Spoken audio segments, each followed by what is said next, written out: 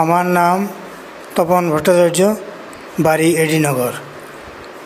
আমি গত 22 June PSSM ত্রিপুরার তরফ থেকে যে প্রোগ্রাম রবীন্দ্র ভবনে অনুষ্ঠিত হয়েছিল, সেই প্রোগ্রামে আমি অ্যাটেন্ড করছিলাম। এরপর সেই প্রোগ্রামে জানতে পারলাম যে এই PSSM সম্পর্কে বাংলাতেও বই আছে। তখন আমি মাননীয় সন্দীপবাবুর সঙ্গে যোগাযোগ করলাম। উনি আমাকে ওনার দ্বারা বাংলাতে লেখা PSSM-এর যে বইটা, উনি আমাকে একটা বই দিলেন। আমি এটা বইটা মোটামুটি এই সংস্থা সম্পর্কে এবং পদ্ধতি সম্পর্কে অবহিত হইলাম। প্রথম দিন রবীন্দ্র ভবনে শুধু আমার একটা অনুভূতি হইল, হঠাৎ করে মনে হইল বিদ্যুৎ চমকের মতো দুইবার অনুভূতি হইল। এরপর থেকে আমি প্রায় প্রত্যেক রবিবারে সন্দীপবাবুর বাড়িতে যে পিরামিড সেন্টার আছে, ওইখানে ধ্যানের সময় এক রবিবার আমি দেখলাম, মনে হইল হঠাৎ করে টিউবলাইট যেন জ্বলে উঠছে। মহাদেব পিরামিড সেন্টারে প্রত্যেক রবিবারে ধ্যানের প্রোগ্রাম হয়।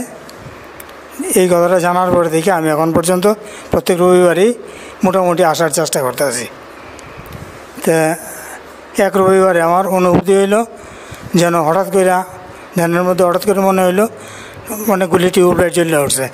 আর আজকে ধ্যান করার সময় হঠাৎ করে ঝলমলে আলো চারিদিকে ছড়াই গেল। আলোটার সোর্স কোথায় এটা আমি দেখার চেষ্টা করলাম, কিন্তু সোর্স কিছু পাইলাম না। আর এরপর কিছুক্ষণ পরে মনে হইল আমার ঠিক তালুতে, ব্রহ্মতালুতে কিছু জ্বালার মতো একটা অনুভূতি হইতেছে।